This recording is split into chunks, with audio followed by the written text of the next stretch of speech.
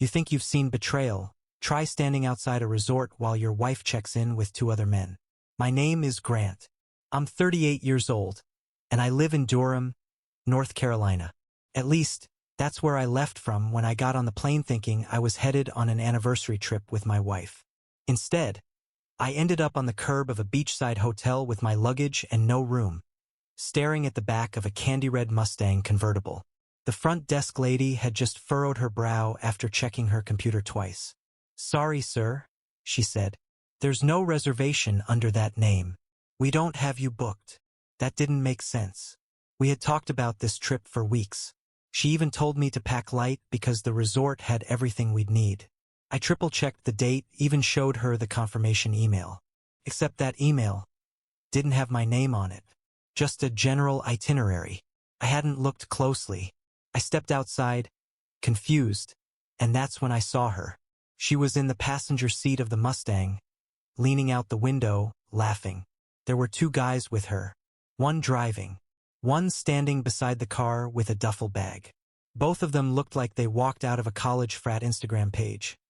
Backward hats, athletic builds, too many wristbands. When she spotted me, her smile didn't falter. In fact, she looked smug, like she was expecting me to find her. "Grant," she called, loud and casual, like we were bumping into each other at a gas station. "I got the rooms for me, Tyler, and Devin." She held up a hotel key card between 2 fingers. "Sorry, they only had the 3 beds." I blinked. "Tyler and Devin?" She giggled. "Yeah, Tyler's my old college flame. And Devin, well, he's just fun." She winked like this was a joke, like I was supposed to play along. I didn't. "They make me feel alive," she added, as if she were explaining why she ordered a different cocktail. You make me feel stuck." That stung. Not because it was cruel, I'd heard worse in fights, but because of how casual it was, like she had rehearsed it.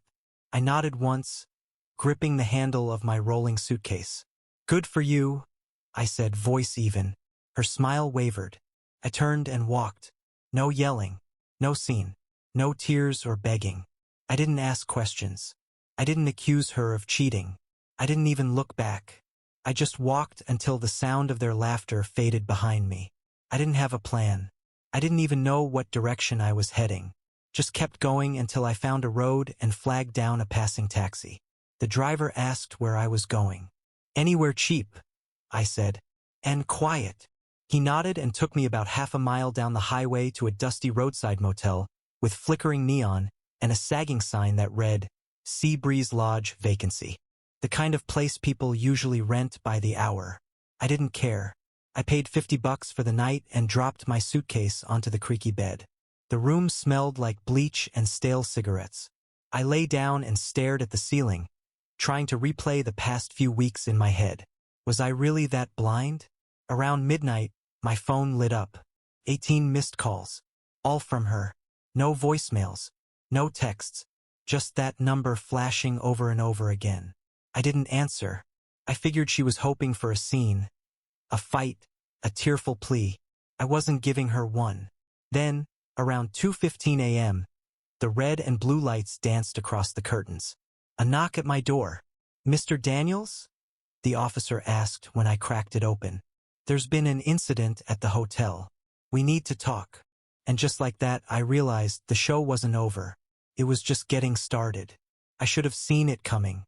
Not just the trip, but everything before it. All the signs were there. I just kept brushing them off, telling myself I was overthinking it, that maybe I was just tired, or insecure, or reading too much into things. Turns out I wasn't thinking enough. It started about a month before the trip. She was working late more often. At least that's what she said. But I knew her schedule. I'd seen her Google Calendar enough times to know when a project was due, or when one of her coworkers had time off. Suddenly she had last-minute team meetings 3 nights a week and started locking her phone when she got home. We used to eat dinner on the couch watching reruns. Now she was too tired, too busy, too distracted. And the makeup, that was new. Not the usual mascara and gloss she'd wear for work.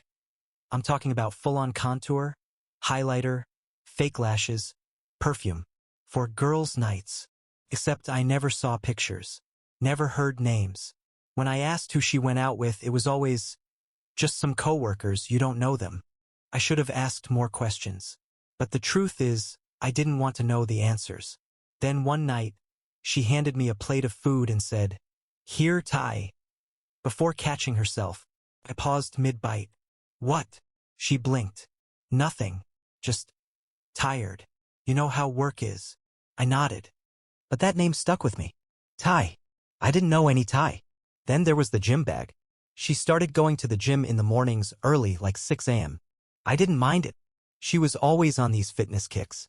But one day I walked past the laundry room and caught a whiff of something that wasn't her. Cologne. Not mine. Something stronger. Something musky. When I asked her about it, she said, "Oh, that must have been from a lotion sample in the locker room.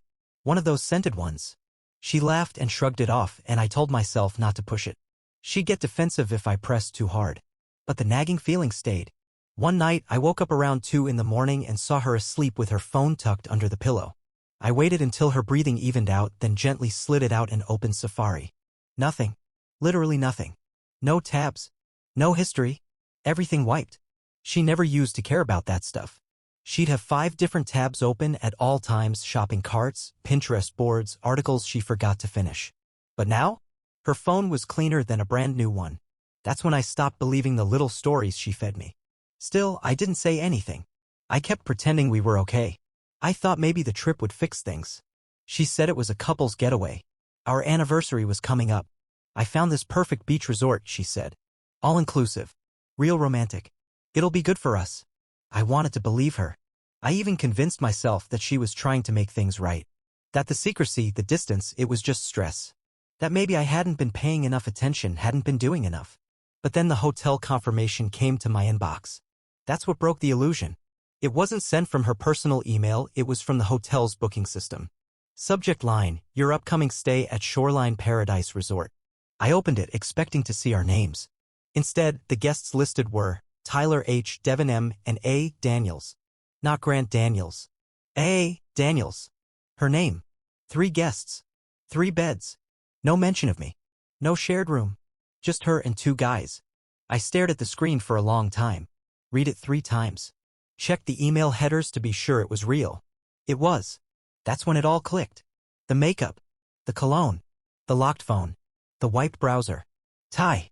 The sudden romantic getaway. All of it was leading to this moment. She had planned everything right down to excluding me from my own anniversary. And the worst part? I still packed my bag and got on the plane. Because deep down I was still hoping I was wrong. After I left the hotel, I didn't have a destination in mind, just a deep, hollow space in my chest where something used to be. I walked along the shoulder of the main road, the ocean wind whipping my shirt against my back. Every step felt weirdly light, like I was floating just above the ground. I kept thinking, this isn't happening. This isn't real. Half a mile later, I found a flickering sign that said Beachcomber Inn, weekly rates available.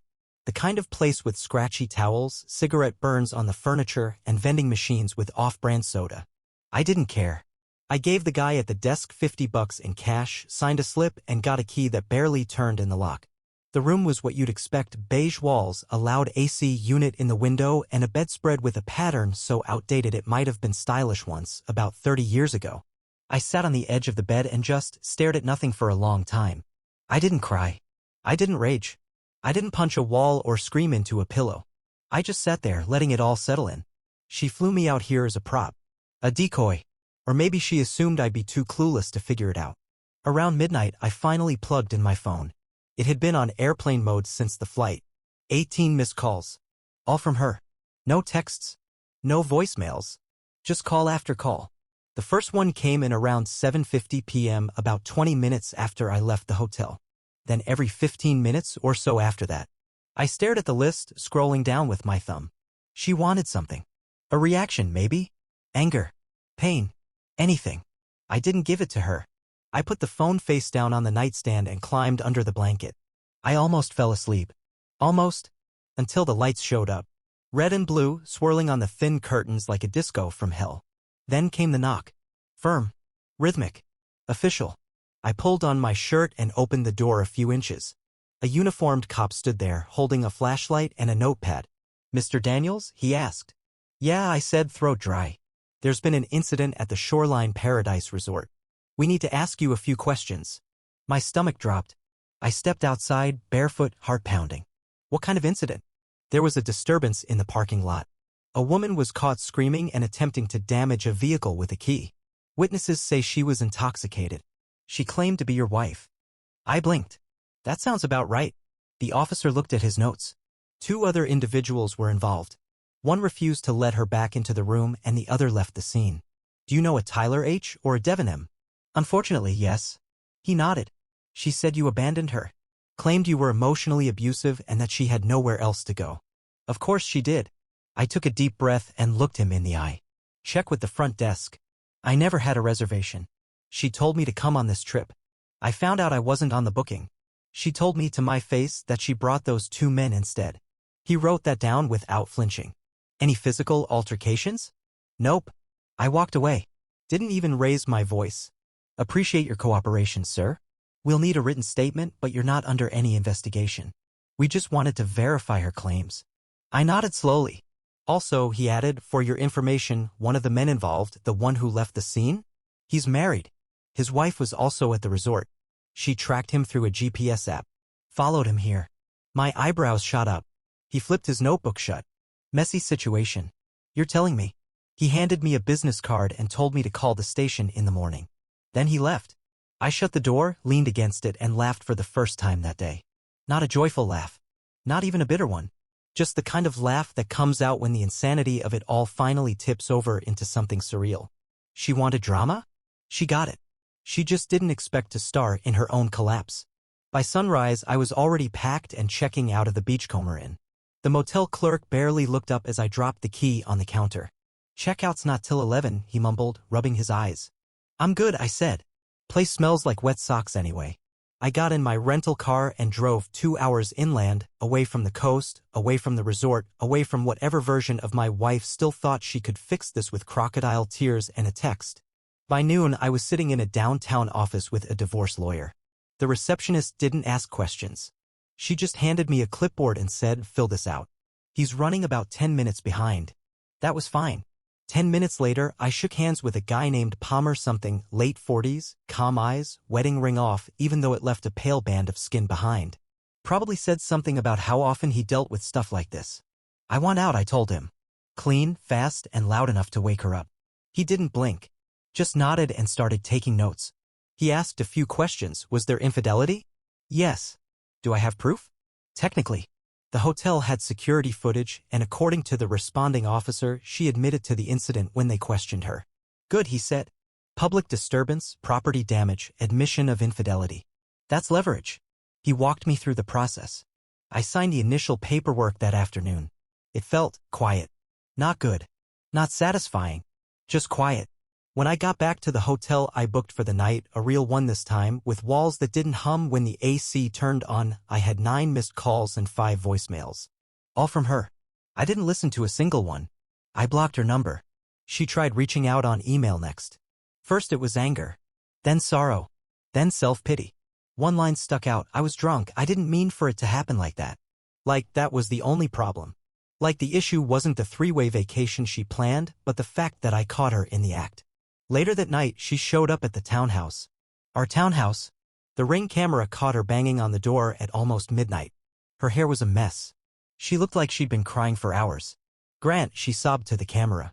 Please don't do this. I was just confused. I didn't know what I wanted. The next morning, I changed the locks and had the code to the garage door reset. I sent her a message through her sister. Papers are coming. You don't live here anymore. Don't show up again. The sister didn't respond. Which was fine. She never liked me much anyway. That evening, I dropped off a box of her stuff at a UPS store and paid extra for expedited shipping. Her wedding ring was inside. I slipped it into a velvet pouch and labeled it return to sender. A few days later, I got a message from Palmer, the lawyer. Just FYI, he wrote. One of the guys she brought to the resort, Tyler, contacted me. Says he's willing to provide a statement on your behalf. Says she told him she was already divorced. That made me pause. Apparently, she had told Tyler and Devon that I was just a roommate who refused to move out. Said we hadn't been together in months. That this trip was her big reset. Guess she didn't expect her fantasy weekend to end with a police report and a pissed-off ex-flame. I sent Palmer a thumbs-up emoji. The next day, I got a text from an unknown number. Hey, it's Tyler. Can we talk? I didn't answer. Not because I was mad at him. I wasn't. I was just done talking. Done explaining. Done bleeding for someone who only noticed me when it was time to twist the knife. The silence in the house felt weird at first, like something was missing. But slowly, I realized that something was her. And I didn't miss her at all. He showed up on a Tuesday. I was outside mowing the front lawn when I saw a black Civic roll up and park by the curb. Out stepped Tyler, plain t-shirt, jeans, and the face of a man who hadn't slept in a few days. His eyes were puffy, hair flattened like he'd forgotten how shampoo worked. I killed the engine and pulled my earbuds out. Hey, he said, voice low. Grant, right? Yeah, I said. Figured you'd show up eventually. He stood on the sidewalk like he wasn't sure whether to walk up or bolt back to the car. I didn't say anything. Just waited. I'm not here to cause problems, he said. I thought you should know some things. Things I didn't know either. I leaned against the mower. Go on. He took a deep breath. She told me you two were already divorced. Said you were still living here, but it was temporary. That you were just dragging your feet on paperwork. Said you were more of a roommate situation. Cold, distant. She said you barely spoke. I let out a dry laugh. Sounds about right. She always was good at editing the truth. Tyler looked down at his shoes. I'm not trying to defend myself. I should have asked more questions. I should have known. But she said we were starting fresh. She made it sound like she'd been done with you for a long time. Did you know she invited Devin too? I asked. Yeah, he said, nodding. She told me it was a last-minute thing. Said he was just a friend. She told Devin the same thing about me. We didn't even realize we were both being played until we ran into each other in the lobby. And you still checked in with her? I was confused, he said, running a hand through his hair. Embarrassed, I guess. She gave me the speech about how this was her chance to feel free, how she wanted to rewrite her life. I didn't want to be the guy who ruined her moment. You didn't ruin anything, I said. She did that all on her own. He shifted his weight. Look, I'm sorry. For what it's worth, I didn't mean to step into something like that. I would have never gone if I'd known the full story. I nodded, not ready to let him off the hook completely, but also not looking to kick someone who clearly regretted it. You still want her? I asked. His face twisted. No, not even for a second. Honestly, I didn't even want her for more than the weekend. She begged me to come. Said she didn't want to be alone with Devin. I raised an eyebrow. She begged. Multiple times. Voice messages. Late-night calls. She made it sound like we were some great love story that never had a proper ending. Truth is, I hadn't thought about her in years. We stood in silence for a second. Cars passed on the road behind him. Somewhere down the block, a sprinkler kicked on. Then he said something I didn't expect. She did the same thing to her last fiancé. What? Back in college, he said. Senior year. She was engaged to some guy, Kevin, I think. They were planning a spring wedding. One weekend she vanished. Came back with a tan and a new boyfriend. Never even told the guy it was over until someone else broke the news. That hit me like a cold slap. Not because I was surprised, but because it confirmed what I had already started to suspect. This wasn't about me. It never was. She was a pattern wrapped in perfume and excuses. Thanks for telling me, I said quietly. And thanks for offering to testify. My lawyer said you reached out. He nodded. Yeah. I figured it's the least I could do. We shook hands. It wasn't warm. Just mutual understanding. As he turned to leave, I said one last thing. She's not your responsibility anymore. He looked back over his shoulder. Was she ever? And with that, he got into his Civic and drove off, leaving only silence behind, the kind that felt less like absence and more like peace. I didn't get angry. I didn't yell. I didn't send rage texts or show up at her job. I didn't slash tires or post cryptic quotes on Instagram. That's not how I operate. I just told the truth. I sent one final message to her through her sister. I'm not mad. I'm not even sad. I'm just relieved it's over. That was it. No threats. No emotion. Just a clean cut, like pulling a splinter after it's already started to fester. Then I opened my laptop. Our town's local Facebook group had over 20,000 members. Neighborhood babysitting referrals, garage sales, dog walking trades, and everything in between. But it was also where she built most of her reputation. She was a yoga instructor. A popular one. Regularly posted sunrise poses on the beach. Always signed off with namaste and light. Her classes sold out within hours. Her studio had her face on every flyer. So I posted, not in anger, just facts. Hi, everyone. Some of you may know my wife or soon-to-be ex-wife from her yoga classes. I'd like to share something important, not to gossip, but to be transparent. I explained what happened, how she invited me on a trip and never booked me a room, how she brought two men and claimed they made her feel alive, how I calmly walked away, how the police were called after she keyed one of their cars and screamed in the parking lot, how she told officers I was emotionally abusive, and the hotel staff confirmed I didn't even have a reservation, how one of the men was married, and his wife tracked them there, how she'd done the same thing to her last fiancé, how I filed for divorce the next day.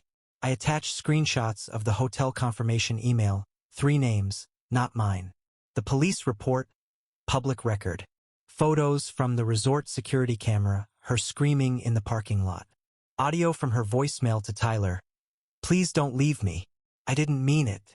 No opinions. No colorful language. Just a clear, chronological timeline. I posted it at 8:07 a.m. on a Monday. By noon, the post had over 300 comments and twice as many shares. People weren't just shocked. They were pissed. Wait. This is her? She teaches at Lotus on Main Street, right? I took her class last week. Now I feel sick. Girl said she preaches balance and truth. Meanwhile, she's juggling 2 dudes and gaslighting her husband? Props to you for walking away clean. That takes real strength. By 5 o'clock, the Lotus Yoga Studio had quietly scrubbed her photo from their website. By Friday, her class bookings had vanished. Her name disappeared from the online scheduler. By the weekend, she posted a story, one of those sad, black text on white background types. Taking time to heal and grow. Please respect my privacy. She never mentioned me directly. She wouldn't dare. But the damage was done. And I never said another word. She emailed me a few times. 7 to be exact. All started with, I made a mistake. All ended with either begging or blaming. Not once did she apologize without circling back to how confused she was, or how I handled it too coldly. I read them all. Then I hit archive. Finally, the divorce was finalized. My lawyer sent me the documents signed and sealed. I forwarded the final copy to her job email, the one with her name and studio title in the address. No message. Just a PDF. Subject line. All set now. That was the last contact I ever made. A week later, something strange happened. I got an email. Not from her. From her mother. Just 3 lines. I'm sorry for what she did. You deserved better. I hope you find peace. I sat there staring at the screen, unsure what emotion to feel. Sadness? Vindication? No, just closure. She lit the match. All I did was let it burn in public. And now? She had no job, no ring, no backup plan. Just ashes where her fantasy life used to be. It's been 8 months. I live in a 1-bedroom apartment now, small, clean, quiet. No framed wedding photos, no dried flowers in a glass vase, no polite arguments over duvet colors.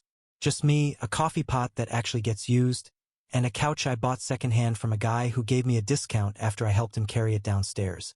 Funny how the quiet hurts at first. The kind of silence that settles in around 8 p.m. when you used to hear someone laughing at their phone on the couch, or brushing their teeth in the other room. The quiet felt heavy that first month. Like walking into a chapel after everyone's left. Like the leftovers of a life you didn't realize had already been emptied out. But now it feels like peace. I sleep better than I ever did when I was with her. No waiting for the sound of her car pulling in late. No worrying if her smile meant love or guilt. No waking up at 3 a.m. to check if she was really just scrolling. I cook more. I hike. I joined a weekend group that does local trails just outside town. I coach youth baseball on Saturdays, 12 9-year-olds who think sunflower seeds and Gatorade are the peak of human experience. They call me Coach G and high-five me like I'm a celebrity every time they catch a pop fly. I don't check her social media anymore. Someone told me she moved back in with her sister for a while. Someone else said she tried to start private yoga lessons out of her apartment. Didn't really take off. I wish her no harm, but I also don't miss her. Not even a little. People still ask about it sometimes. Friends, coworkers, even a few guys from the hiking group who heard the story through the grapevine. Man, I can't believe she did that to you. I just nod. Believe it. I say. I lived it. And then I changed the subject. Not because it hurts, but because it's boring now. Like talking about a flat tire from last year. Sure, it sucked, but you've already patched it and moved on. Last week, I got a letter. Not an email. Not a message request. A real, physical envelope. No return address. Just my name written in handwriting I'd know anywhere. I didn't open it. Didn't even read the first line. I stood by the kitchen trash can, flipped it over in my hand once, and dropped it in. No anger. No dramatic flair. Just gravity doing what it does. Whatever she wanted to say, it was too late. She already said everything I needed to hear the moment she leaned out of that Mustang and told me I made her feel stuck. I was stuck, all right. Stuck in a life I didn't recognize. Stuck loving someone who had already replaced me 3 times before the hotel doors even opened. Not anymore. Now I've got 1 room, 1 coffee pot, and a dog I adopted from the shelter named Ranger. He chews on every pair of socks I own and snores like an old man, but he doesn't lie. He doesn't cheat. And he doesn't need me to be anyone other than who I already am. It's not glamorous. It's not exciting. But it's real. And after everything I've been through, that's more than enough.